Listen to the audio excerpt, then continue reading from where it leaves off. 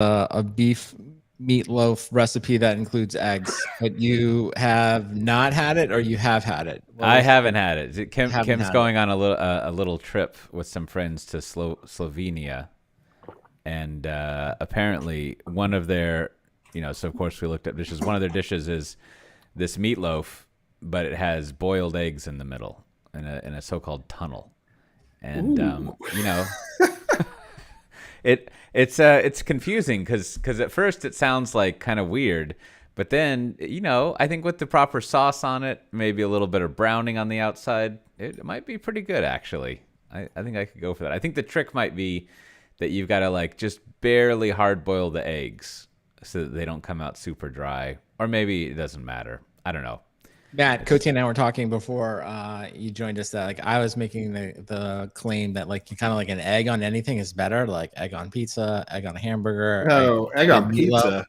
pizza. Yeah, I'm going there. I'm saying like a fried, especially a fried egg on anything. That's So the Australian. I was going to say, where yeah. do you stand on this this egg? I'm against it, but You're against it. You're vegetarian, not vegan, right? right. Yeah. No, I'm not. Okay, I was I'm gonna say if I'd asked yeah. a vegan, it probably would have gone. It may not have gone the right way. So okay, No. Probably. I don't know. Maybe not. Maybe they would have. Maybe you would have converted right then. It depends if you ask the chicken if you could take the egg. You gotta. If it willfully gave the egg. Yeah. It's like, get that egg out of here. I don't want to see him. And great. Well, this looked good. I mean, it did like the preparation of it looked a little unusual, but other than that though, I think I would eat a what is essentially a meatloaf with egg in it. It looks. I mean, isn't there solid. normally egg in meatloaf? Yeah, but this is yes. But not like a full on hard boiled egg. Yeah, there's like if you can imagine like your meatloaf tube, and then you open it up and you have like let's say 5 hard boiled eggs lined up, and then you close the meat, and then there you are. So you could say the whole thing. This is just a repackaging of the original ingredients, like Matt was talking about. It's really not different, I guess. Is maybe the point. Yeah, it's an innovation, I think, because you'll have like the fun. I'm imagining eating it. You'll have kind of like the chewy meaty part of the meat, and then all of a sudden you're like, whoa, what's this? And you've got a whole different texture going on, and a flavor. Well, that's kind of part of the egg is better on anything theorem. lane. The egg sort of like provides like a slightly different texture and flavor on top of anything. And it's generally like a good mix. Yeah. I mean, yeah. I mean, I think if you could manage, I feel like what I would want to do, I would want it to be like, very soft boil, so the yolk was runny. But I feel like what this means is you might need to like do a little bit of like artistry in here where you kind of insert the egg afterwards, right? I don't know how that's going to work out, or maybe you pull the meatloaf out, right before it's done to put it in. I don't know, but I think there's something that could be done there so that you have the runny or egg, or maybe what you do is you have little like divots on the top of it, and before you serve it, you put hard like soft boiled eggs on top, so that you might have the hard boiled egg in the middle, but when you slice it, you'll have the hard boiled eggs things. Or you could did you get around to watching that Bobby Fingers thing last week, Matt Ray? I watched the Michael Jackson one, and I made it about halfway through the what's his face, the drunk driving one, and my tabs closed, and when my browser crashed, and I was like, do I need to find that one? I was like, so I think inspired by the Bobby Fingers thing, I think what you would do is you would make some kind of mold or other device that you would cook 2 halves of a meatloaf in, right? Now they need to fit together very well. And then what you do is you cook those 2 halves, and then you can put the soft boiled eggs in the middle, and maybe you like put some sauce in there to kind of sauce it up some, and then you put it back together, and it'll have the illusion that it had all been cooked in one piece there, and then you can have the soft boiled eggs. But I'm also guessing I probably shouldn't be trying to modify this Slovenian food. they figured it out. Yeah. All right. Well, enough talk about eggs. I think we can get on with it. What we really want to know is if it's protected, an EU protected food. Well, we know it's not refrigerated if it's in EU. At least the eggs aren't refrigerated. That we can be assured of, right? Exactly. Is that the whole EU? I think so. I think, yeah, there's one. Yeah. I forget no, I think all of the EU is like that. The protected egg. Yeah, look at that. Just throw that on top of some mashed potatoes. Be like, fuck vegetables. Do you ever wonder like what Europe was like before the potato? I don't know what they were doing. Like they must have just been eating big clods of dirt or something. Or Italy before the tomato. Yeah, yeah, exactly. All right. Were we actually going to start? Yeah, I'm ready. Okay, good. Hold on, Matt. Hold on. Here's the spoon. Okay. It's like that's edited. I got a whole bowl here, so I'm just gonna stop eating once we start recording. I'm gonna write that down. All right, we're going. We're going right now, Matt. You ready? All right. Whoa! Show us that you took your pills. You open a mouth like that. Okay. Well, here at my household, the children's viewing menu. I don't know what you would call it. They're what they like watching. Pokemon has entered. Yeah, there you go. The Pokemon has entered back into the playlist, so to speak. And so we were watching some of it, and we somehow switched over to like I don't know if it's the original Pokemon, but it's like the 4:3 aspect ratio Pokemon that you can tell is old. The classics.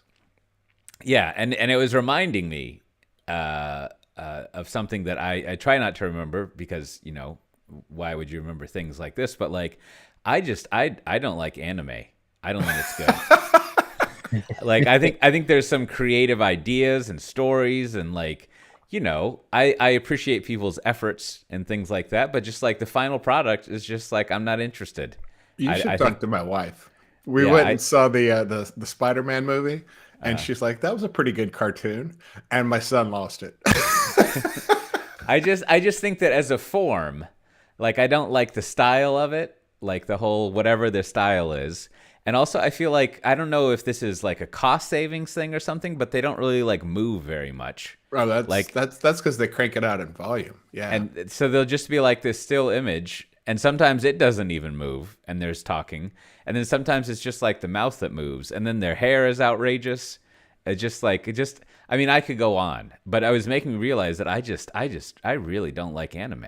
Did you ever watch like Hanna-Barbera cartoons? They did the same thing. They barely moved anything. That's true, and I think I would ding them on the goodness scale because of that. They also were pretty cheap. Now maybe if I was the same age as I was when I would watch Scooby-Doo and the Hair Bear Bunch, yep.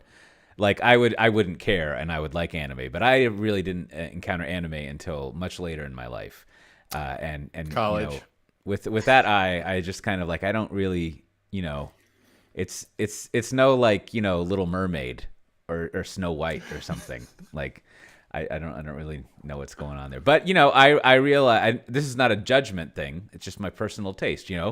Some people don't like meatloaf. Some people like meatloaf with hard-boiled eggs in it. Who knows, right? Some people like a Dijon sauce.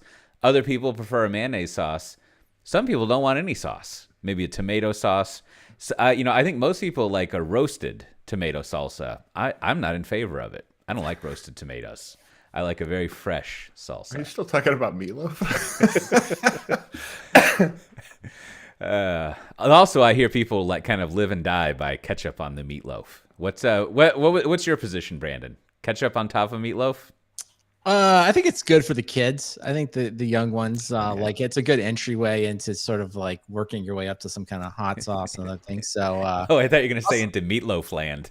Yeah, well, I don't know. Meatloaf, it depends. As we were discussing, there are many types of meatloaf, varying flavors and quality. So ketchup on some bad meatloaf is a good decision. Yes. But I think overall, like, you kind of want to age out, get yourself some better meatloaf, and then maybe just some hot sauce, right? Get yourself some of your favorite hot sauce. That'll actually, as you get older, that'll probably be what you want to go for. And now I like where you're going there because I'd never thought of this, but if you had the right seasoning, you could think of meatloaf as solidified chili. Yes. Right. Maybe put or that another on version of like hamburger helper. There's a lot of like when you're in the meatloaf zone, you're close to lots of things like kind of ground beef, bread, like you can be close to lots of different meals there for sure. Yeah. I think I should. I need to spend more time in the meatloaf zone. I haven't been there. Now I know you don't eat meatloaf, Matt Ray, but I know you must have a life full of theories and feedback and input about ketchup on meatloaf. When I was a kid, I definitely ate it that way. I think in our household, the meatloaf was unadorned, and the ketchup was available on the side. I don't know if that means like I wasn't paying attention. Maybe my dad was eating something more sophisticated, like a little A1 or something. I don't know. Wow! I'm just saying, like ketchup is like an entry level condiment. It's your, I mean, you're gonna step it up once you start discovering a little more flavors and be willing to try different things. I mean, we last night we had burgers and fries and a salad, of course. But but like the number one sauce, it wasn't the ketchup; it was the aioli. That's the fries. Wow, man! I know. Wow, I'm surprised. I feel like ketchup. I agree with you 99% of the time. But I feel you gotta check out, and I'm sure this will make the aioli purist cringe, but the Heinz has a big thing of garlic lovers aioli, and it makes a pretty good dip. I mean, I know what I'm about to say isn't accurate, but I feel like aioli is just mayonnaise that's hard to pronounce. Well, that's a reoccurring theme on our show is that aioli is just fancy mayo, and Heinz has run with that. If you hold up the ingredients, I'm pretty sure it's the same thing. Yeah, maybe just the quantities of them or something, but whatever. It's kind of ridiculous. Well, speaking of fancy things, there's a new Magic Quadrant out. The Magic Quadrant for DevOps platforms. Now, someone in our Slack channel, which you could join if you went to softwaredefinedtalk.com and click on the Slack link. We have all sorts of conversations throughout the week between episodes, not only on stuff we talk about here, but other things, both very serious as it goes and inane as well. There was some discussion of, if I'm not a podcaster, should I be using a shotgun mic? So you could log in and see what's going on with that. Anyhow, someone shared a picture of the Magic Quadrant. And I thought we were going to have to just sort of riff off an image, but then Red Hat seems to have licensed it, so you can go click on it and download the 36-page Magic Quadrant there. Now, I'm glad they have it because I wasn't really sure what this category was, but it's defined as you would expect it would be. And let me just get through this definition and then let's take a look at it. But it's Gartner defines DevOps platforms as those that provide fully integrated capabilities to enable continuous delivery of software using Agile and DevOps practices. Good, cool. These capabilities run the gamut. Excellent use of gamut. Now, if I bet there's at least one analyst at Gartner who's like totally got the word in. These capabilities run the gamut of the software development lifecycle, SDLC, and include product planning, version control, continuous integration, test automation, continuous deployment, release orchestration, automating security and compliance policies, monitoring, and observability. DevOps platforms support team collaboration, secure software development, and measurement of software delivery metrics. Now, I always forget which way the Oxford comma goes, but they do it the way that I don't like, which is they don't have it for the last thing. But that's fine. That's not, they're not lexical analysts. That's not the source of irritation for me with this sentence.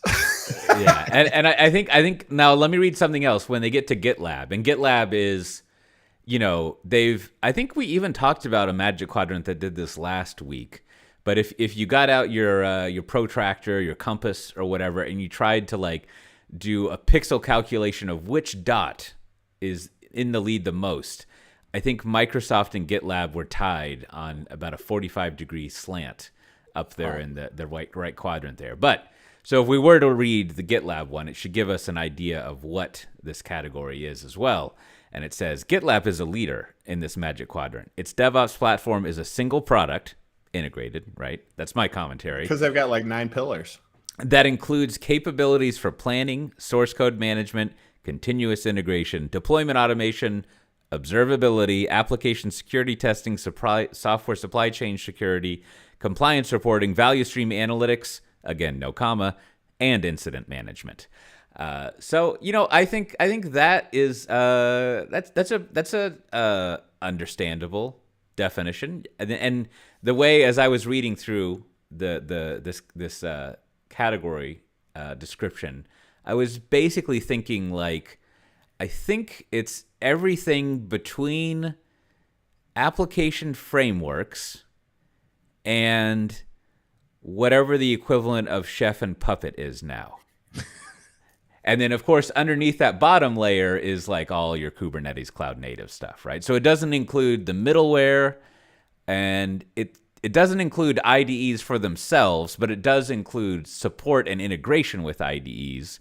But it's really like, all of the, I think they had a previous one called the value stream something, but it's all the stuff that drives your pipeline, more or less. But then also, I don't know if they like name check the internal developer portal thing here, but like you could kind of predict in the future that probably the IDP sort of MQ people and these people are kind of like, hey, who's going to be here next year? Only one of us, right? So like, they're pretty... I've talked with a few Gartner analysts, and that was very accurate of how they talk. But there's a lot of overlap between, like, let's say the UIs and the collaboration stuff. And in fact, Atlassian is also up there in the leaders, whatnot. And I do feel like this captures a certain bundle of developer collaboration stuff that used to be thought of as a category that I don't even know the name of anymore. Like if you were to be a rational developer, as in the brand, like you would have all of this stuff, or like all these things, right? So UML guru. Yeah, and you can go check out the Magic Quadrant for where people are positioned. My organization VMware is on there, as is, you can guess, Red Hat from maybe people who aren't in a Magic Quadrant will license it just for funsies. But in this zero interest rate. Or like not zero interest rate environment, I don't think they'd be throwing around money like that. So what's your thoughts, Brandon? You've participated in many Magic Quadrants. You've done the if I'm pronouncing that word correctly, the Osprey, cut opening an animal, predicting the future by looking at its intestines. I think all the intestines of the Magic Quadrant here. Yeah, what's going on here? Well, one, I guess the intestines really are the Excel template that all the analysts fill out. So it's, usually like a 10 to 20 tab Excel template. You put all this information in and then you send it back to them. So that's the secret of the Magic Quadrant, is it's all just a bunch of data in Excel that you provide to the analyst, and then the analysts, I guess, go do some of their own interviews. But that's the sausage making. So, well, this one, like kind of my other ones, kind of my standard critiques here, I think, just for kind of form and function, like I think you kind of hit it. Cote, it's sort of like the trademark 45-degree offset of the leaders. Again, right, Gartner, it's always good when possible. They always want to have like the two that you're kind of debating, makes for a good conversation whenever possible. I feel like Gartner always goes there. Of course, they always stuff it full of like, kind of the platform vendors we talked about before, GCP, AWS, Red Hat, and VMware. So again, it's like, yes, they have this functionality, but like they're really platforms. So I don't really think of it as like, you're not going to pick AWS because of this. So I always feel like that's just sort of like kind of pointless fodder, right? It's like, it's the default. Well, but it lets you know like where doing nothing lands you. Right. But it's just like, I agree. It's kind of like back to, I got French fries and I'm pretty sure there's ketchup. Like we don't really need to go over ketchup. Like we could just move on. You haven't been to Australia. We have to ask for it. We can move on from that. So I don't know. I always think it's just like, because what you really want, I think if you're consuming this, I think it's, if you've chosen one of those platforms, what you want to know is when would I need to go away from the default services provided, right? Yes. And why would I do it? And what would I pick? So that part, I think, again, it just sort of like, litters the Magic Quadrant, doesn't make it readable. Also, the Microsoft, I'll let you go here. And just one other point, Matt, is like the Microsoft one, they really just need to rename that GitHub, right? Because that's sort of what they're doing. And I know Microsoft owns GitHub, and then Microsoft has two, offerings here, but really that's they should have at least put it in parentheses, because that's what they're saying. I think they're saying GitHub is the leader compared to GitLab. So again, like back to like, if we're, if we're Gartner and we're trying to make this digestible and easy for people, like that simple parenthetical addition, would be like very, very helpful. And then again, maybe, I did say I'd let you go, Matt, but like maybe just color the default platforms, like give them a different color and be like, hey, like you're probably just kind of want to know that they're here, but you're not really looking. I don't think you're reading this to learn about AWS and DevOps platforms. I think you're probably here because you're like, oh, I picked AWS and it doesn't do something I want, and now I need to look at another one. Go ahead, Matt.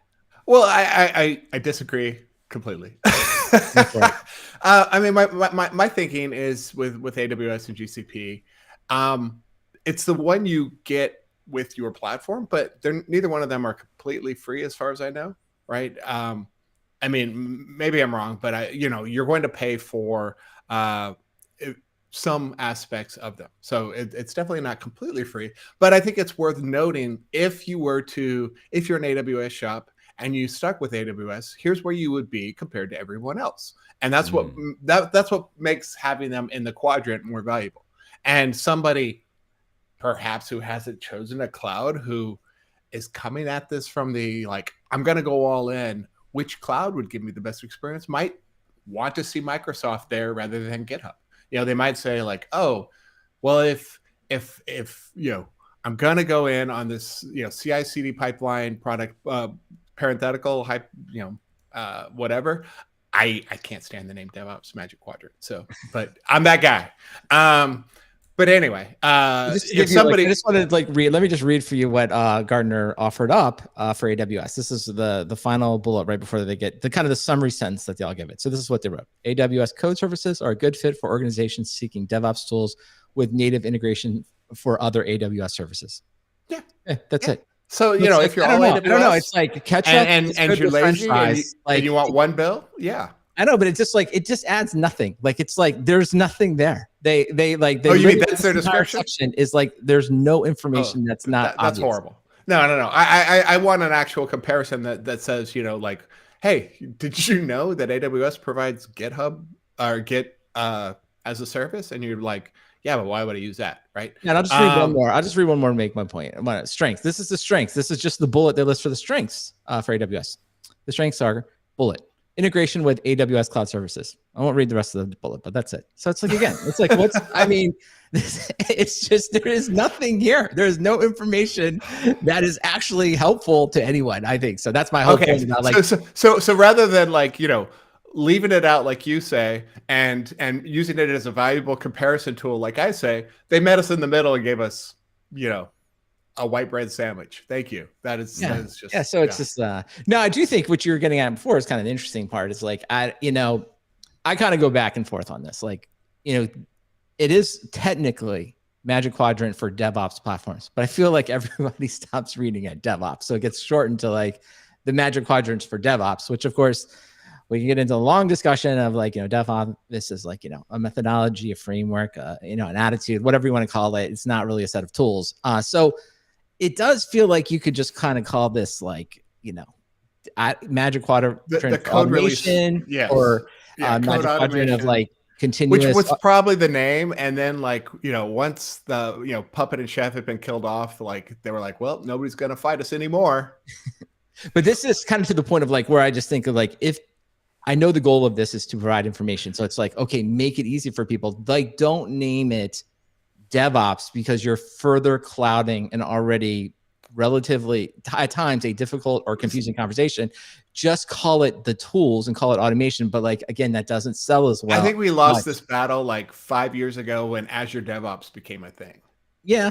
But I still think we should just look at it and be hey, the goal of Gartner, as they would tell us if they're on this call, is they're trying to educate end users and large enterprises on, what to use and how to be more effective. And it's by naming it DevOps platforms, you're not doing that. You're confusing people about two things that are, there are sets of tools that you can adopt that may help you with DevOps, but there are also just sets of tools that may help you with automation that are kind of completely divorced from a larger methodology discussion. And if you made that clear, that should be like the first part of this, like should be a little disclaimer. It's like, hey, people get confused all the time that DevOps and DevOps tools, but let's make it clear in this here that we're going to look at the tools for automation, right? Or even like, as I've been advocating for it. And let's also say like, maybe at the beginning, say like, we've listed the core platforms here, but we expect that you're going to want to use that really to compare where your platform of choice isn't providing you what you need, right? Then you're going to look elsewhere, right? And here's the information about why we think the other tools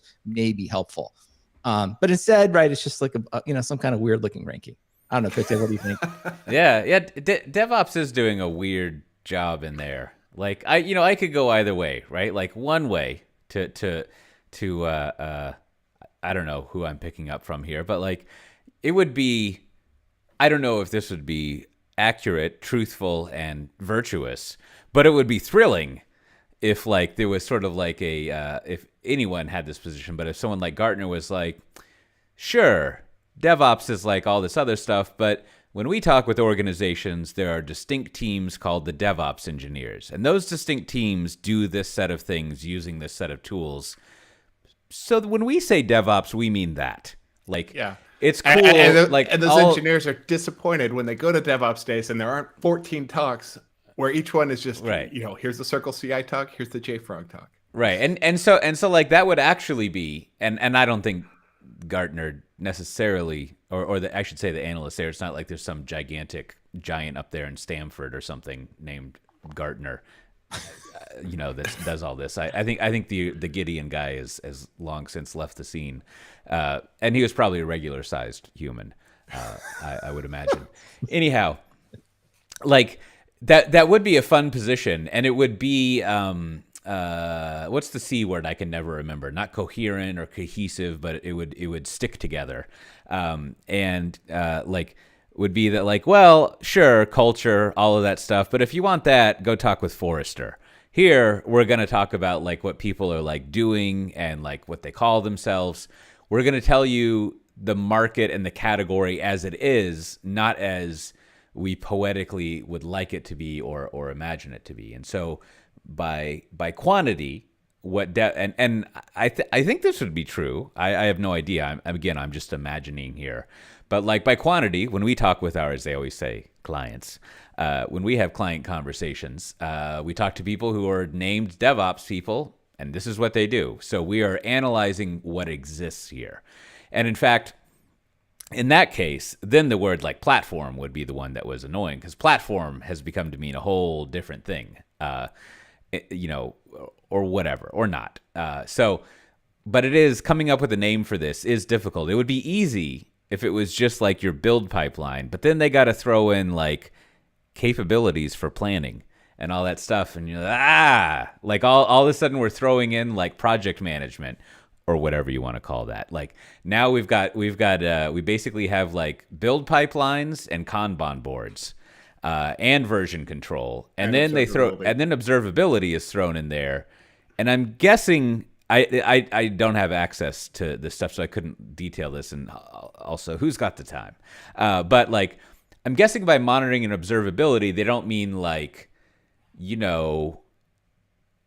Datadog, because they didn't show up, or like Honeycomb, because they don't show up. So it's probably the ability for your developers to more favorably instrument monitoring or observability, or even worse, hopefully it's not this, it's monitoring and observability of the pipeline, which would just be like, oh boy, right? Like that's a whole. I'd love to just see them like, plop New Relic right in this chart. You're like, what?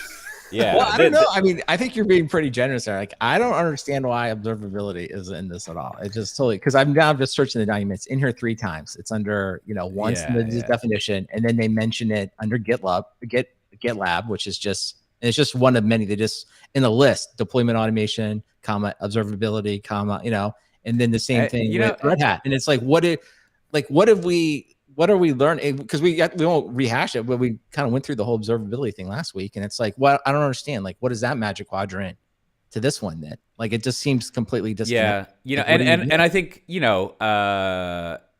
I think overall I like what's going on here. I would just, if I were doing it, the major tweak I would apply based on what we were saying is I would only have it be basically like CI/CD, right? Like I would want, and maybe they already have a Magic Quadrant that does this, but it would just be like, here's the build pipeline. I keep saying that over and over again, right? And part of what the Magic Quadrant would be doing would be kind of like explaining by the vision matrix and the other stuff, like how that's evolved to be more than just like automating a build, right? And there's, you can throw in all your software supply chain, secure and otherwise, in there. Now is a good time for the footnote to my joke of like, I don't think anyone was ever like, oh, I don't need a secure software supply chain. Mine could be totally not secure, totally unsecure. So like, it would, that category would be in there. But I think what you want to do is, and you want to talk about integration to version control. But I don't think like version control should be a thing all on its own, as should like team collaboration stuff, whatever you want to call that. Like that should be something all on its own. And then probably if your monitoring and observability should as well. Now, you could also talk about, this is where the secure software supply chain comes in. You could talk about enforcing policy and configuration settings during the build process. That would be valid.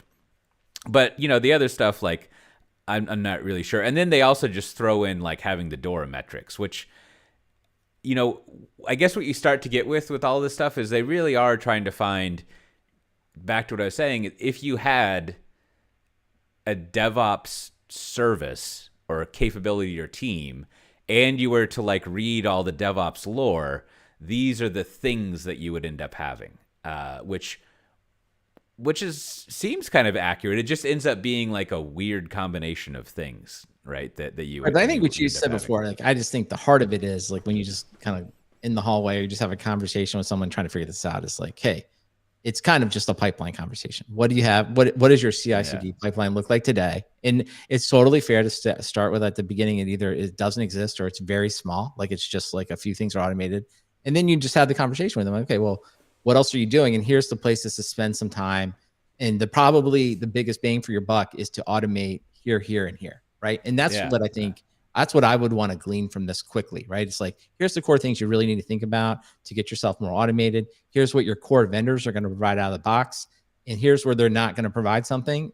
And if you need that thing, if that's important to you, like, here's the other ones you should look at, right? Real like boom, boom, boom, right? And not sort of like, the more you start dragging in here, the more it just becomes, kind of meaningless, right? You just see these sentences as just sort of like, like I already read, they sort of just kind of like say nothing and they just take up a bunch of space, not helping you make a decision.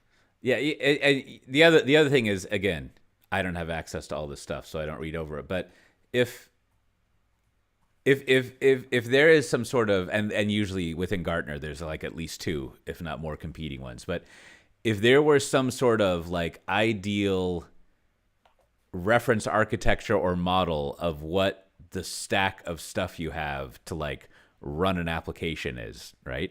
And they've kind of like, your typical 3-tier or whatever, like just the big burger that you have. And if they went in and kind of like drew out the blocks of it, and then one of the blocks they have is like the DevOps platform, right? Then I guess so. Like this cluster of stuff, if that's the category and all of that makes sense, but it would be great to also see the other things, right? So like for, just to see how it integrates again with whether it's going up the stack from here, like with the middleware and the frameworks, or kind of like, depending on how you draw these diagrams, the actual production stuff that you're using. And then of course, if you go down the stack, then you're into like, all your Kubernetes and your serverless, or you're just like native public cloud services things as well, which I didn't actually go search for it, but it is notable. And this is probably intentional, but I don't think they're like for delivering cloud native applications. It's just like, this is for any application. You could be delivering a COBOL application for all that we care, right? I'll have to go actually verify that, but like it is very, what's the word? Separated out from exact infrastructure that you run on, which also I could go either way there. I don't know. I'm as I get older, I'm always about like, yeah, culture's great, but tools are what really matter. And maybe that's just the way to summarize this entire thing. It's just like, I would almost summarize it like just sort of like, hey, if your core platform vendor, in this case, Red Hat, VMware, any of the hyperscalers, are not providing what you want, then Gartner says you should go look at GitHub, GitLab, and Atlassian. Yeah. Right. And then if you really are, and if you have something more obscure, like there's a couple things in here, like CloudBees, they cited for security. If you have something like really specific, then maybe scan the rest of the list and see if they jump up and have something really important. But that's kind of what, and I do think that's probably generally what people do, right? It's like, oh, like they're from, like they've adopted a hyperscaler, but they have been using GitLab or GitHub for a while. And they're probably like, yeah, maybe we should take a look at that, right? Like that's got some stuff. And that's kind of like, they know both platforms, or they're kind of like comfortable with both. So, makes sense, right? Just make your best choice from that. Yeah. I like I keep saying, I like the general project going on here. I think just what you got to do is you got to like give over some of this stuff to the IDP Magic Quadrant, the Internal Development Portal Magic Quadrant.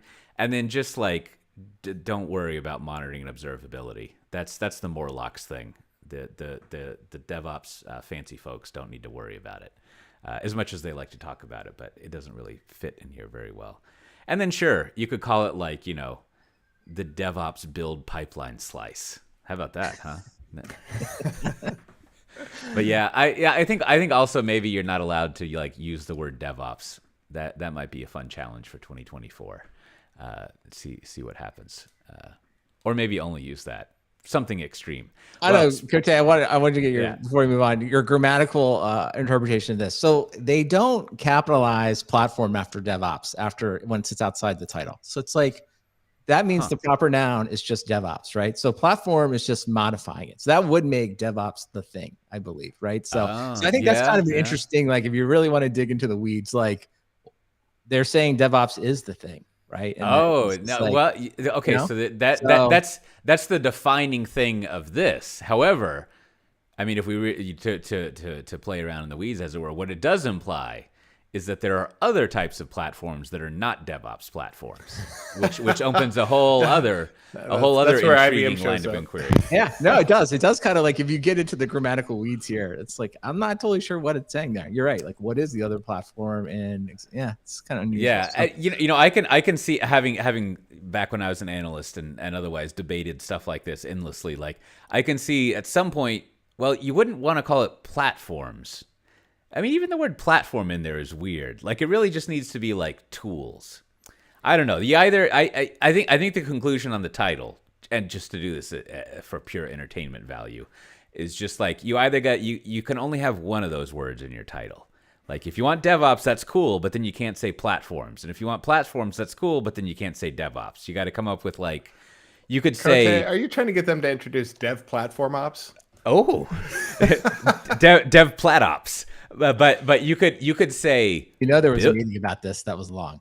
You could say build platforms, release platforms, right? You could say DevOps tools, DevOps pipelines, DevOps whatever, DevOps operations. Whoa, DevOps ops. DevOps squared. I think that's what you want to call it right there. I don't know. I think they have some work to do. I think that's what I'd send them back and be like, hey, maybe let's throw this through ChatGPT a little bit, see if we come up with some better language. So we'll see. Yeah. We'll see what they do next year. Well, it's I think you'll enjoy reading it if you listen to our podcast, and you can go have your friend Johnny Legion get a copy or yourself. Easy enough to get a hold of. Here's a pro tip for you. I have found that a lot of the licensed Gartner stuff, they send you off to a web page somewhere. What I would do is just print that to PDF, and then you can keep it forever in your treasure box. That you'll force your kids, they'll open up your treasure box, and they'll be like, what's going on in here?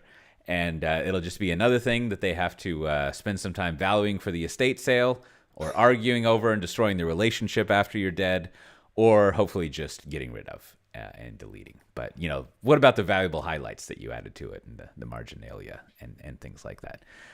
Which, by the way, there's a lot of Apple announcements this week. Very exciting.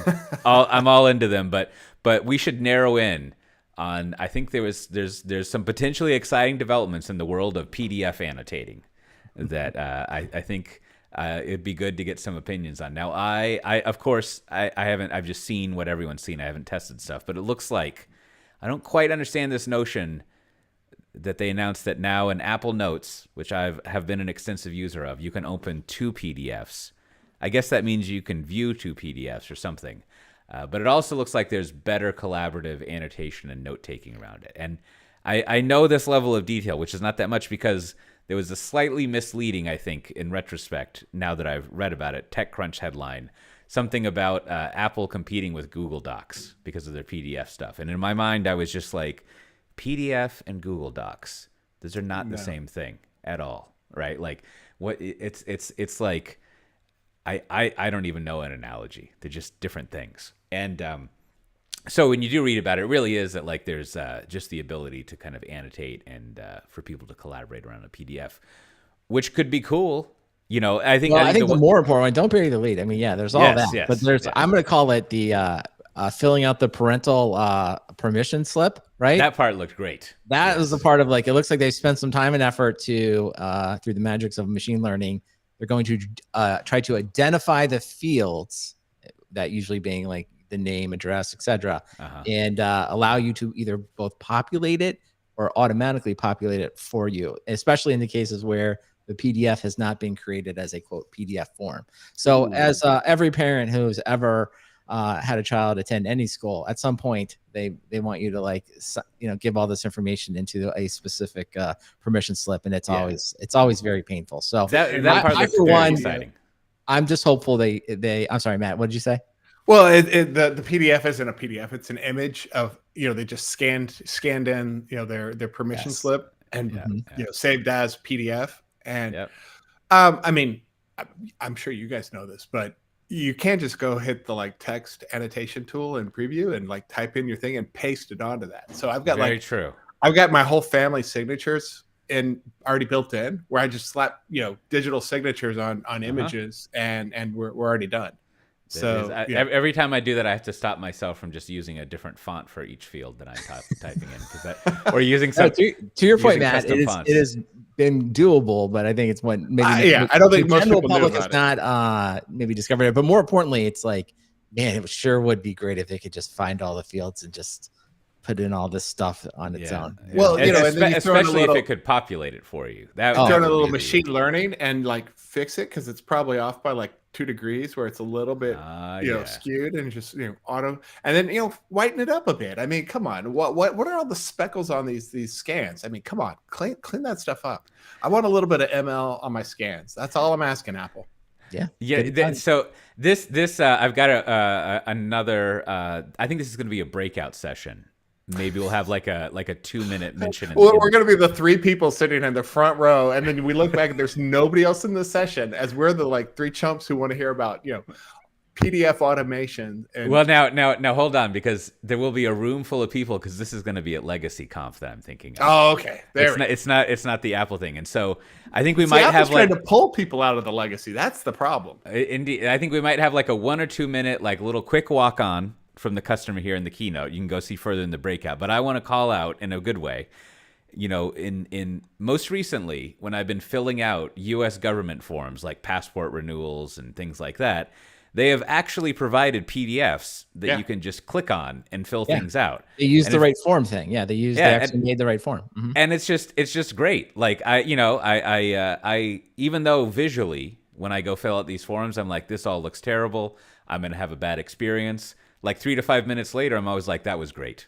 This is wonderful. No, I mean, to its credit, like, PDF exists in this weird state of, like, if somebody has Acrobat most of the time and they know how to make a form and they do it right, it's fantastic, because you're just like, even if you have to type it, it's just enter, type, tab, and you can quickly get through it. Okay, that is the best case scenario. But then it's, as Matt was saying, it's the permission slip from the school where someone probably used Google Doc, right? They just kind of made something up, and then of course they use some weird underline places for, like, the form fields, and it's like you're in a place where it's like, oh, you can't, it's hard to type in, or you have to annotate it, and it doesn't really find it, or it looks weird. And so that's the area. And I credit Apple. It's like, clearly they have children. All the people that work at Apple, I can tell they have children. They're like, we got to fix this. So I was legitimately excited during the keynote. I was like, good. Good to see it. I'm glad they're working on that. Yeah. So yeah, I think that'll be great to have in there. We'll see though. My only worry with this stuff, having as long even medium term listeners remember, I've tried to use Notes many times, right? And I read in one of the press releases there is a quote unquote big update to the Notes app coming out, but like generally whenever there's some sort of let's call it productivity thing like this from Apple Land, it sounds really cool at the start. And then it's like pretty okay, or, fine, as it were, to use the 3 fines when it comes out. But then like you basically end up waiting like 3 to forever years for anything new to happen to it. That's interesting. Well, I did look I don't know if you can say why. I did look, Cote, and they did not have the feature to import your own background. For your grid stuff. So I didn't see that. Good. They did have something. I don't know. Are you like a journal person? They did have a new app for journaling. So I don't know. I do write in my journal a lot. All right. I don't know. I'm not someone that journals. So I was like, yeah, I don't know. I kind of felt like, could we put the journal team back on the PDF work? Can we get some more PDF stuff? I did like one of the features they talked about there where it might prompt you to do things based on like pictures you had and locations. Yeah, and during your day, it's like the last thing I want is to be prompted to annotate my day. I don't want that. Sure. I will not be using the journal app. I could see that. Now that also joins up with my other whatever commentary is sort of like, doesn't that just belong in Notes? Right? It's sort of like, why are you coming up with a whole nother application? And sure, whatever. Like I've used Day One before in these things, and like there is a certain like something that you get by having it be a dedicated app, but like equally, and this came out I think in December of last year, there's this other app they have called Freeform, which is basically like kind of like a Miro type of thing. It's just like a freeform. You can import pictures and write on it, but it doesn't have all of the snap to grid stuff and all of the formalities. So it's really just like a really sloppy whiteboard, right? That doesn't have all the stuff when you digitize a whiteboard. And I've used Freeform a lot. With my old friend Robert Brook, we have one that we share where we just put stuff on there, which is fun. But like the problem with Freeform is like this should just be a type of note in Notes instead of this whole other application. Yeah. And so like that's where, like, I mean, speaking of DevOps platforms as a fully integrated stack of things that help you get your software out the door, like, I feel like they need to have a little bit more of that mentality over there in Apple land and be like, we got this thing called Notes, and that's like where all this belongs. And let's do that instead of like, now we've got 2 other applications, and now we got this, and now we got that. So... Well, there was one for Matt. I mean, I don't know, Matt. I don't think you're an Apple TV user, so maybe we'll just call it the international audience. The VPN comes to Apple TV. So for those looking to watch TV from a specific IP address that may or may not be related to the country they are or are not in, that seems like a big win for travelers and people that maybe have their television in one continent and their Apple TV in another. So that one would be fun to watch. That would be, maybe there's a prompt in the journal. How do you feel about the ability to watch media from other regions? Is this something that you have gratitude for? That's awesome. Kind of extract. Yeah, Apple had some other announcements, but whatever. Yeah, yeah, their whole VR goggle thing. That looked pretty cool. Are you gonna buy one of those, Matt Ray? I'm more of a Vision SE kind of guy. I'm probably 2 or 3 years down the road. So you're gonna get the like a viewfinder? Well, they had those today. They're called Oculus.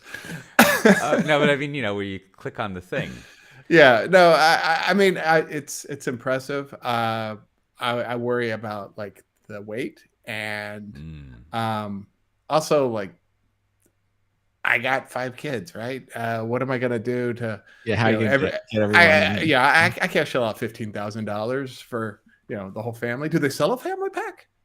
Well, I think the meta commentary on it, I feel like is like all the people that have like read reviews and things seem to like call out all the things we know. It's expensive, it's new, it may or may not take off. But then the ones that got a demo, they pretty much have all said something like, I had high expectations and it was a lot better than I thought. Yeah. So there is clearly like, and I think this is like, I think this is just one of those things, until you try it, it's probably, like probably not to don't have a strong opinion until you try it, because it does seem like there is a real big wow moment of using it. Now, maybe it wears off quick right after you've done it, but like it's even like the people that you kind of think are like more skeptical, they all seem to be like, yes, and it was incredible. So it's like, I don't know. It's kind of an interesting thing to try to like bet on. Like, what does that mean, right? It's like really, really good, but it does have kind of these obvious limitations. So I don't know. It's hard to know much about it. I think it more or less. I mean, the criteria number one of coolness is it actually works. So we got that going. But like the only thing that seems like a little annoying about it would be like that, if you were actually video FaceTiming or whatever with someone else, they have that like simulated view of you, which like that could be a little weird. But like, here I am staring at like 4 different screens. It sure would be nicer to like just have it that right. I think I think you hit on the thing that is going to be like, to me, like the biggest like win or die or kind of live or die kind of moment for us. Like, yeah, like if we could all stop having to buy 5, 6, however many monitors we want to have, and like you did have one that you put on, and like kind of like when you're already kind of isolated anyway because you're looking at a lot of computer monitors, it's like that does seem like potentially like an incredible use case, right? But it's without putting it on and knowing and seeing it, right? It's sort of like, I'm not sure that would work. And then maybe one last thing, because I liked the airplane scenario. I was thinking like if I had one of these things, I would just have to cross the Rubicon of I look like a total dork. Because, like sitting on a plane, if I would put this on, it probably would be I think that's why they charged more. I think they were like, everyone's going to say you look like a dork, but they know you're a dork with disposable income. Yeah, it's like leaving the price tag on your baseball cap or something. And so like, but I noticed with the one where the person was on the plane, she was wearing AirPods, and like, because I was curious about like, there's nothing in these people's ears, and they keep talking about the spectral sound, which like seems like, those Oakley glasses that have like speakers on them. Like I always wonder if those actually work. But like, yeah, I bet if you are on a plane, they're little earbuds. Yeah. Yeah, I bet if you're on a plane, you just go get your AirPod noise canceling pro thing. Yeah, that's basically what they said, and that's what I read was like if you're, when you want to basically be silent, you put it. So it's not just $3,500. I also got to pay out the $300 for AirPods too. But don't you already have some, Matt Ray? Are you a citizen of the world? No. I think for you, Matt, we just get you AirPods and we just call it. We just like call it. I'm an SE kind of guy. Yeah. We'll just get you like one of those sweatbands and put your phone in front of your face, and wrap that around your head. Or you can use the ultimate, just nothing. That would work too. You can have or my laptop. Just reality, no. Not augmented reality. Well, also I think it's notable that we all said I don't know if I did. We all said machine learning. So kudos to us. The brand people there at Apple, they've won this round of AI versus ML. We'll see what happens next. Well, also just to hit on a few small things that we have.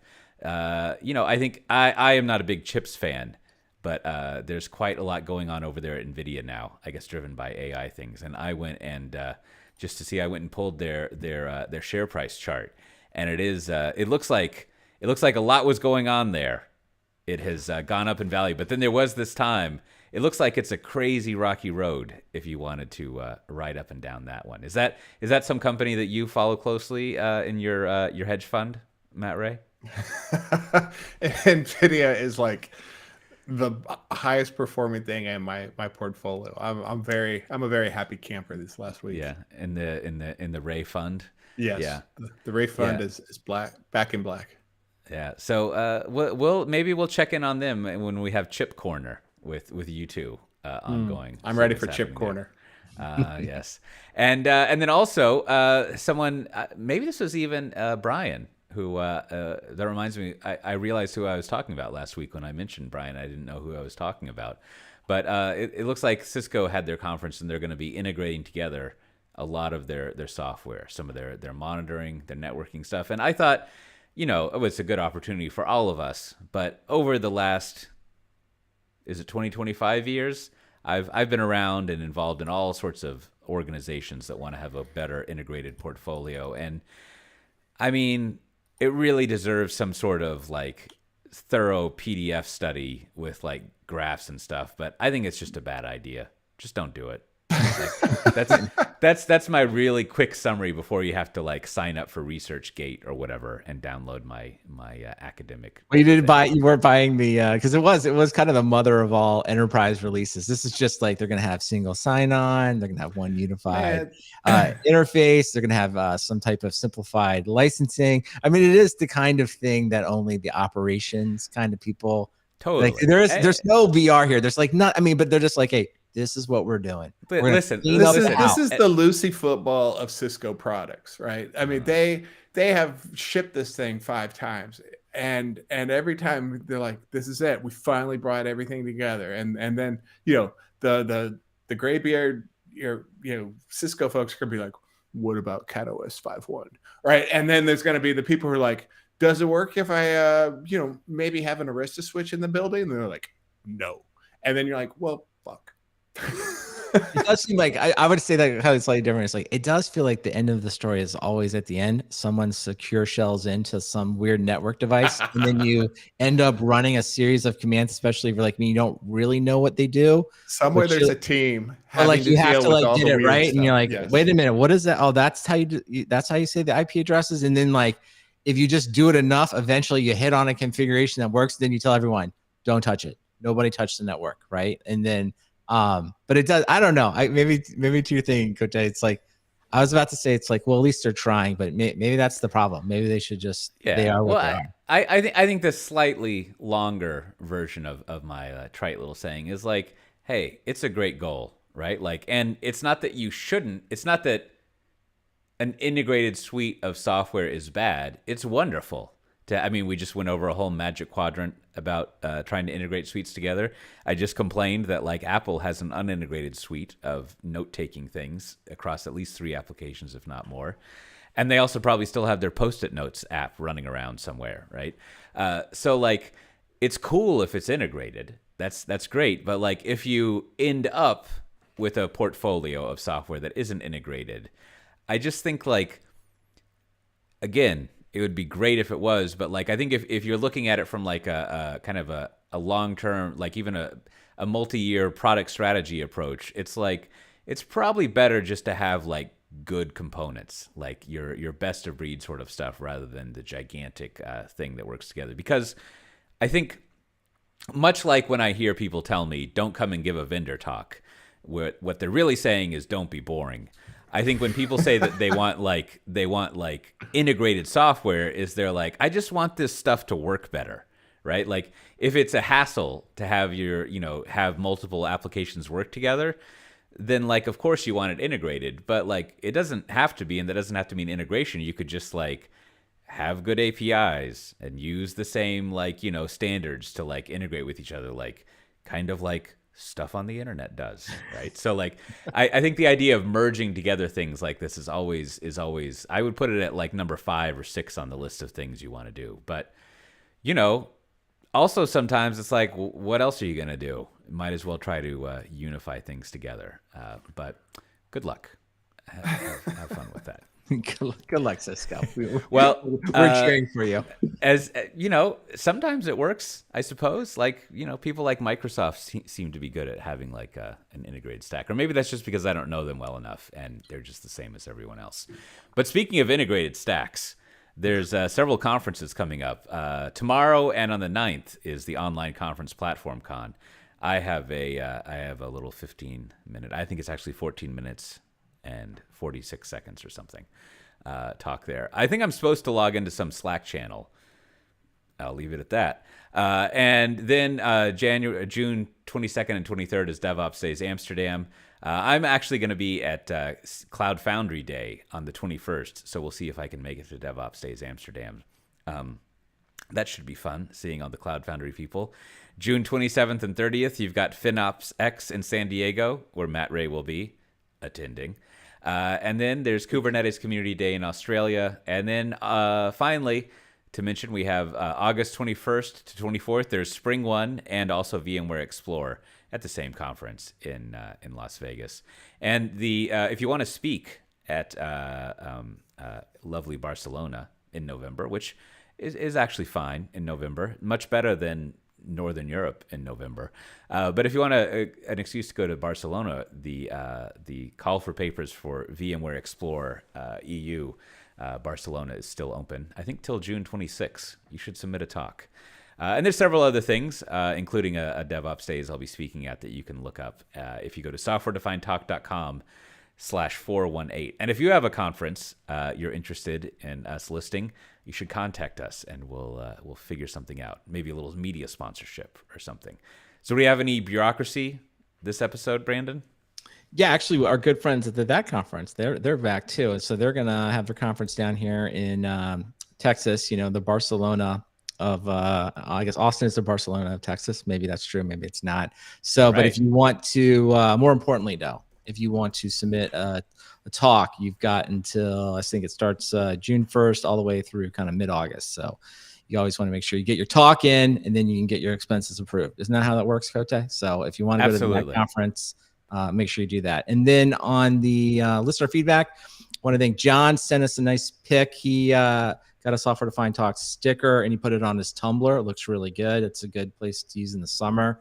And then Eric on Twitter, he showed off his sticker in the more traditional, just on his laptop. But most importantly, if you don't have a sticker and you want to put it on something, what you should do is email your postal address to stickers@softwaredefinedtalk.com, and I will be happy to send you a sticker anywhere in the world. Well, that reminds me, just a little tip, since you're giving out the applying to speak at a conference. I learned this tip from, of all people, super fan, graduate of the Harvard Business School, Barton George himself. What he likes to do is, once he knows he's going somewhere, even maybe before he's going, he books his hotel, because you can often cancel a hotel, especially in your corporate booking, like 24 hours before you show up, right? And that way, the further ahead, you can get the hotel you want, because it'll be like in compliance as far as pricing. So once you know you're going somewhere, just check if you have to prepay. But if you don't have to prepay and the cancellation policy is 24 or 48 hours before check-in, sometimes it's even day of, you might as well book it. And then if you have to change your plans, not a big deal. But it's like an option, right? That you don't have to pay for. You get optionality. Is that a put call or a call? I don't really know. I feel like this might be the third down or something. I've gotten lost. All right. So, Brandon, what do you have to recommend this week? Well, this week I actually watched the movie Blackberry, which I don't know, I was going to say everybody knows, but maybe not everyone knows. So there once was a device that was very popular, the BlackBerry. So this basically covers the rise and the fall of BlackBerry. And so it's kind of interesting, on the eve of Apple's latest announcements, to go back and kind of watch that whole story. I thought overall the movie's pretty good. I mean, it's a little bit cliched in the sense that, like, engineers are very, very nerdy and the business people are very, very business. So I'm sure in real life it's not quite like that. But it did remind me of, like, just that whole time about, like, the rise of the BlackBerry, how incredibly dominant it was. And then kind of the movie, kind of comes to an end and they even use some clips of Steve Jobs introducing the iPhone. And, in that final scene or around those scenes, there's this long debate internal at BlackBerry that no, the keyboard. And if you remember, the BlackBerry had like a little touchpad in the middle. And they were really like debating vigorously that no one would use the iPhone, right? Because it doesn't have a keyboard and it's going to take down the AT&T network. And so, and I remember that. I just remember that vividly. And then I think, Matt, we worked at a company where somebody was a big BlackBerry fan, and they got the BlackBerry Storm. I don't know if you guys remember that one. That was the iPhone thing, and like I remember, I just remember distinctly being out, and they handed it to me, and I started to use it, and like just like when you did the thing to try to like swipe. It had this very jerky kind of like feeling, and it just didn't work. And I knew that, everyone kind of knew at that point that like it was pretty much over for BlackBerry. And it's kind of funny because I guess the company's still in business, but it's out of the mobile handset, world as well. So it's kind of interesting. Like, I guess it's for some people listening, it's completely history, but it's interesting to live through it. And it's also interesting to contrast that because now everyone talks about the iPhone moment, right? It's like, I don't know. As you can kind of hear in this episode, it's like, I don't know, was Apple Vision, was it like the next iPhone moment? Even now, having seen it, I'm not really sure. Now, I was pretty sure at the time, though. When I saw the iPhone, I was like, oh, that's definitely better. So I don't know. It's interesting. So watch it. If you're interested in that, and it's a pretty good movie, check it out, BlackBerry. Yeah, the preview looked pretty funny. and interesting. How about yourself, Matt Ray? What do you have to recommend? My recommendation is a book called Because Internet. It, I guess the subtitle is Understanding the New Rules of Language. It's kind of a linguist view on what language has become in the era of the internet. It's pretty good. It's not new. It's like 2 or 3 years old, something like that. But I'd say go check it out. Get it from your library and give it a read. Is there like a whole chapter on emoji? Oh, absolutely. It seems like that absolutely would a whole area. Yeah, and I mean the point is, one of the early points of the book is a lot of early language was nothing informal was ever captured. So you didn't really understand how people talked. And today we live in an age of nonstop communications in text forms. And so, people are like, oh, why are people talking in emojis and, this and that, and, pearl clutching about language. And the other point is like, there's always been very informal rules around language. And I don't know, it's good because there's a lot of historical stuff brought into the modern, and and it's not like stodgy or anything. It's a pretty humorous book. I've laughed out loud a few times. Keep the English people away from the emojis. Let's keep them. I like them. No, let's not. We don't need any PhD people taking away our emojis. No. I think the height of, I mean, I know it's technically not an emoji, but remember back when there were all the rumors of Elon Musk buying Twitter, and someone looked through the text messages and they were like, yeah, he just used the tap back thumbs up thing to approve a $2 billion investment. So that's how far we've come with little emoji things. You can just close the deal. Anyhow, speaking of closing the deal, I thought this was going to come later in the month, but I finally got an ice maker. Now, the one that I ordered is the Kessler ice cube maker. It's got a lot of other stuff describing itself in the Amazon description, but it makes. I am not an iceologist, but it makes those bullet shaped ones that are hollow in the middle, and I have to say they have a very satisfying crunch to them. They're not hard; they're soft, and I think it can make a fair amount of ice. I mean, it's not really like. Man, I wish it was. I need more details. It's not. Is it technically pellet ice? Kind of the sonic ice, as we would say in Texas, or is this a variation of that? This is no. It really is, and you can set small, medium, or large sizes. And if you were to imagine, almost, if you were, okay, so have in your mind like those Nespresso little canisters that you get coffee in, or that you put into a Nespresso machine. Is that anything? I don't know. I mean, we can. Yeah, sure. Okay. Well, but it's like a bullet shape. It's a bullet. Think of a really fat bullet, right? That's kind of short, and then if you and then that's ice, and then you hollow out the middle, right? And so that's what it looks like. It's rounded on one end, right? And there's a hole that goes all the way through, and then it's kind of like a cylinder. And it's maybe I'm familiar. I think so. I don't know. I can't. I don't know if I can approve this purchase. Like, I just love looking up the GE Opal ice maker. That's the one I love. Listen, all my passion and the Pebble Ice. And for those listening, I think we mentioned this before. Starbucks has now made the move to Pebble Ice. So they're onto it too. So I agree, and that's why I've waited so many years to order this. Is because I would rather have that one. However, I actually didn't go verify this weekend when I ordered this one, but like it is just not available in Europe. Like when I did this research before, we got to get to the bottom of this. We got to get to the supply chain. I found a UK site that imported them, and then could import them to the Netherlands, which of course is a nightmare because you've got double duties since Brexit or whatever. And like then we've discussed this. I was imagining, what if I brought one? Yeah, can we put it? Will it fit in a duffel bag? Like, what is that? What are the rules? Think so. Do you have to declare it? Is it going to cost you €1 million to get in? No. I mean, I think I would just work on it. I don't know.